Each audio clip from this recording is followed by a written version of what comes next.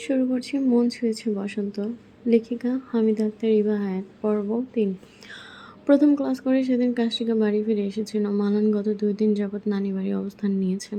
আজ মেহেরাবদের বাড়ির মানুষ আসবে বলে জেনেছে ওরা। কাশিকা সকাল থেকে বিছানায় উল্টো ফিরে শুয়ে আছে। গরমের জন্য বাড়িতেও টেকা কষ্ট হয়ে যাচ্ছে। ওর ঠান্ডার সমস্যা বলে এসি তেমন ছাড়া হয় না। মানান দুটো শাড়ি অর্ডার করেছিল গত সপ্তাহে, আজ সেই শাড়ি এসেছে। দুটো ২ রঙের, একটা লাল আরেকটা গাঢ় সবুজ। সবুজটা মানাল নিয়েছে। আজ বিকেলে ২ বোন মিলে ছবি তুলব ভেবে নিয়েছে। তখন দুপুর ভাব শেষের পথে অভ্র সবে বাড়ির দরজায় পা রেখেছে। এমন সময় পিউ ওর সামনে দাঁড়িয়ে কোমরে ২ হাত রাখলো। কপট রাগ নিয়ে বলল, তোমার হাত খালি কেন? অভ্র ওকে কোলে নিয়ে বলল, তোমার দাঁতে পোকা হবে ওসব খেলে। বাবা তোমায় কি বলেছিল ভুলে গেছো? পোকা হলে হবে, তাতে তোমার কি? তুমি কেন খালি হাতে বাড়ি ফিরেছ? ডাইনিং সাইডে মানাল দাঁড়িয়ে ছিল। ওকে হয়তো অভ্র খেয়াল করেনি তখনও। ওদের কথার মাঝে মানাল বলল, তাই তো, খালি হাতে বাড়ি কেন ফিরলেন? জানেন না বাড়িতে এতগুলো বাচ্চা আছে? অভ্র পিছু ফিরে যায়। মানালকে দেখে বলে, বাড়িতে বাচ্চা একটাই, সেটা হলো পিহু। এতগুলো কোথায় দেখলে? আমি, কাশিকা আর আদর কি বাচ্চা না? আমাদের দেখে বুড়ি মনে হয়? তোমাকে দেখে আমার বুড়ি মনে হয়। কি? মানাল চোখ বড় বড় করে চায়, হাত চলে যায় মুখে। হতভম্ব হয়ে ফের শুধোলো, বুড়ি? আমার বয়স জানেন আপনি? আমাকে কোন দিক থেকে বুড়ি মনে হয়? অভ্র উত্তর না দিয়ে পিহুকে নিয়ে সিঁড়ির দিকে হাঁটা ধরলো। শেষ মাথায় যাওয়ার আগে বলল, সাইমা খালাকে বলো আমার জন্য শরবত পাঠাতে। মালান মুখ বাঁকিয়ে রান্নাঘরে গিয়ে দেখে সাইমা নেই, তাই নিজেই শরবত বানিয়ে ছুটে যায় ওপরে। ও কি আর শুধু শুধু এই বাড়িতে পড়ে আছে? যার জন্য এসেছে সে তো পাত্তাই দেয় না। মুখখানা সবসময় চুপসে রাখবে। হাসলে কি পাপ হবে? ওর দরজায় নক করে ভেতরে ঢুকলো অভ্র। ভুরু কুচকে ফেললো, তুমি কেন এলে? সাইমা খালা নিচে নেই, ওটা রেখে যাও। মানাল মুখ কালো করে গ্লাসটা টি টেবিলের উপরে রেখে ওড়নার কোনা মুঠোয় নিল। পিহু অভ্র উড়োর উপর বসে আছে। অভ্র পকেটে করে চকলেট এনেছিল, ওগুলো দিয়ে ওর হাত ভরা। মানালকে এখনও প্রস্থান করতে না দেখা অভ্র চোখ তুলে চাইল, বলল, কিছু বলবে?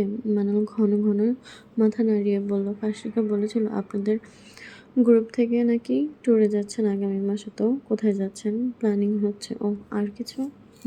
না, মানে। অভ্র বাজ পাখির ন্যায় দৃষ্টি মেলালো ও রাখি পানে। মানাল শুকনো ঢোক গিলল, তা দেখে ঘর থেকে যাও। মানাল মুখ বাঁকিয়ে বেরিয়ে এলো ঘর থেকে।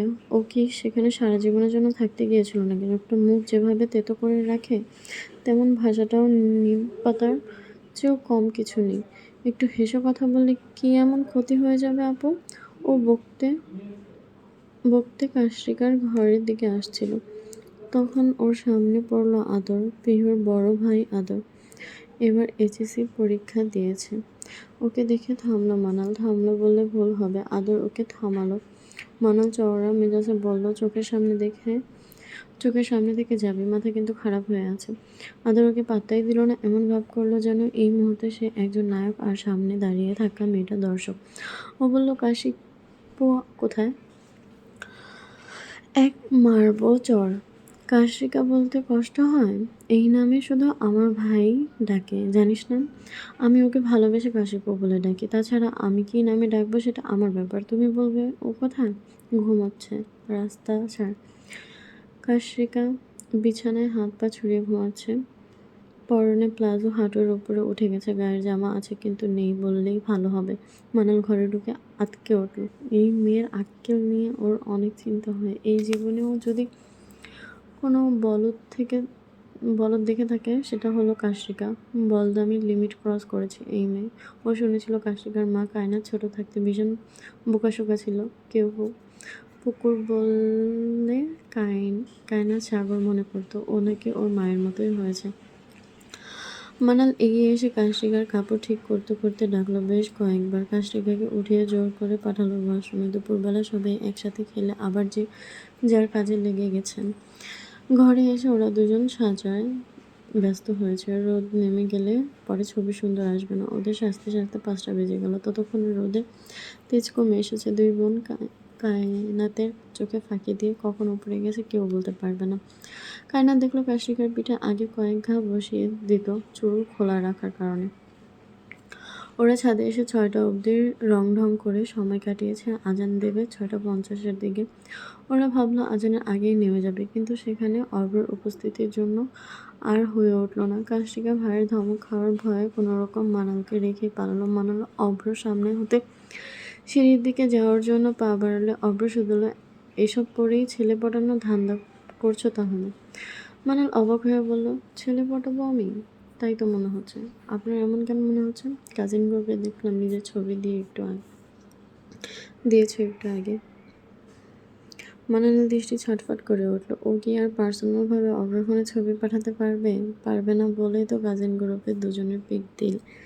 বলেছিল আমার বিয়ের বয়স হয়েছে, কেউ রাজি থাকলে আগেই বলে দাও, পরে হাজার কাঁদলেও আমায় পাবে না। সেখানে মেহরাবের বড় ছেলে লাভ রিং দিয়ে বলেছ, বলতে তো অনেক কিছুই চাই, সুযোগ আর দাও কই। মানাল আমতা আমতা করে বলল, মজা করছিলাম আর কি। বিয়ের বয়স হয়েছে তোমার? কাশিকা নিচে নেমে মায়ের কাছে যাচ্ছিল, সিঁড়ির মাথায় আদরের সঙ্গে দেখা হওয়া বাধ্য হয়ে দাঁড়াতে হলো ওর। আদর ওর রাস্তা আটকে ওকে ভালো করে লক্ষ্য করে বলল, তোমাকে যা লাগছে না কাশিপু, তোমার দেখি বিয়ের বয়স হয়ে গিয়েছে। বিয়ে করবে? কাশিকা ফ্যাল করে বলল, বিয়ে? আমার বিয়ের বয়স হয়েছে? তুই এত পাকা পাকা কথা কেন বলছিস? তোর কি বিয়ের শখ জেগেছে? আদর মুচকি হাসলো, মুখে লজ্জা লজ্জা ভাব এনে বলল, যাহ দুষ্ট, আমার লজ্জা লাগে না বুঝি? বিয়ের কথা কেউ মুখ ফুটে বলে? কাশিকা আশ্চর্য হয়ে দেখলো ওকে। এই ছেলের বয়স মাত্র 16, অথচ এখনই কত পাকা। ছেলে প্রেমের মতোই হয়েছে। মেয়েটা যেমন পাকা বুড়ি, তেমন ছেলেটাও। ও আদরের অপেক্ষা করে নিচে নামতেই ডাইনিং রুমে মেহেরাবদের দেখে চমকে উঠল। ডাইনিং রুমে মেহেরাব তার পরিবার নিয়ে বসে আছে। সেখানে বেহরোজ বেগম, নিধি, মাশফিক চৌধুরী সহ বাড়ির অনেকেই ছিলেন। কায়নাত মেয়েকে শাড়ি পরে ওখানে দাঁড়িয়ে থাকতে দেখে চোখ রাঙালো। কাজ হলো না ততক্ষণে সুরঞ্জনা ওকে দেখে ফেলেছে। কাশিকা কেমন আছো? সুরঞ্জনা ডাকে। কাশিকা থতমত মুখে কায়নাতের দিকে তাকায়। কায়নাত চোখ গরম করে তাকিয়ে আছে এখনো। কাশিকা হালকা হাসার চেষ্টা করে সালাম দিয়ে এগিয়ে এসে সুরঞ্জনা নিজের পাশে বসালো ভাগ্নিকে। মুগ্ধ হয়ে ওকে দেখে বলল, ভাবি মিষ্টি লাগছে দেখতে। তোমার মা তোমার বয়সী যখন ছিল তখন ওকে পুতুলের মতো লাগতো। কাশিকা হাসলো। ওদের সামনে বসে আছে মেহেরাব বড় ছেলে সাদ, আর সাদের পাশে ওর ফুফাতো ভাই রোহান। কাশিকা সাদকে সালাম দিয়ে বলল, ভালো আছো ভাইয়া? সাদ মুচকি হেসে বলল, আছি। তোর কি অবস্থা? ভার্সিটি কেমন? খুব ভালো, ভাইয়ারাও তো আছে সেখানে। মেহেরাব বলল, আচ্ছা, যে কথা বলতে এসেছি। বলতে বলতে হাতের শপিং ব্যাগ বেহরোজ বেগমের দিকে বাড়িয়ে দিয়ে বলল, মার বিয়ে ঠিক হয়েছে। সব কিছু বড় তাড়াহুড়ো করে হয়েছে। বিয়ের কার্ড আছে এখানে, আগামী শুক্রবার। কায়নাত অবাক হয়ে সুরঞ্জনার দিকে চাইল, বলল, তুমি তো আমায় কিছু জানাওনি আপু। সুরঞ্জনা বলল, মেহেরাব বারণ করেছে, এখানে আমাকে টানিস না। কেন টানবো না? তুমি আমার বোন, অথচ আমি জানি না। মেহেরাব বলল, সবাইকে সারপ্রাইজ দিতে চেয়েছি শালি সাহেবা, ক্ষমা চাচ্ছি এত বড় ভুলের জন্য। আপনি কথা বলবেন না তো? মাশফিক চৌধুরী বললেন, ছেলে কি করে? পাত্র ভালো? পরিবার কেমন? ছেলে বাইরে থাকে আঙ্কেল, বিয়ের পর ওকেও নিয়ে যাবে পরিবারের। বেশ ভালো। ভালো হলেই ভালো। আমি চিন্তায় আছি আমার বাড়ির মেয়েদের নিয়ে। যে যুগ এলো, কি যে করব। কায়নাত বেহরোজ বেগমের দিকে তাকালো। বউ শাশুড়ির চোখে চোখ পড়লে শুকনো ঢোক গেলে দুজনেই। সেখানে বিয়ে নিয়ে আলাপ আলোচনা হওয়ার ফাঁকে ফাঁকে কাশিকা খেয়াল করছিল রোহানের দৃষ্টি। ও অনেকবার উঠে যেতে চেয়েছে, পারেনি। বড়দের মধ্যে থেকে যাবে কি করে? আলোচনা এক পর্যায়ে বাড়ির ভেতর কারোর আগমন টের পেয়ে সবাই সদর দরজার দিকে তাকায়। আদি ও এসেই সোজা হেঁটে আসে সবার সামনে। ওর চোখ যায় কাশিকার দিকে। সেখানে শাড়ি পরে চুপটি করে বসে আছে কাশিকা। কায়নাত আদিকে দেখে বলল, দাঁড়িয়ে আছো কেন আদি? এসো বসো এখানে। আদির বলিষ্ঠ দেহে এগিয়ে আসার সঙ্গে সঙ্গে প্রশ্ন আসে, কাশিকা এখানে শাড়ি পরে বসে আছে কেন? পাত্রপক্ষ দেখতে এলো নাকি?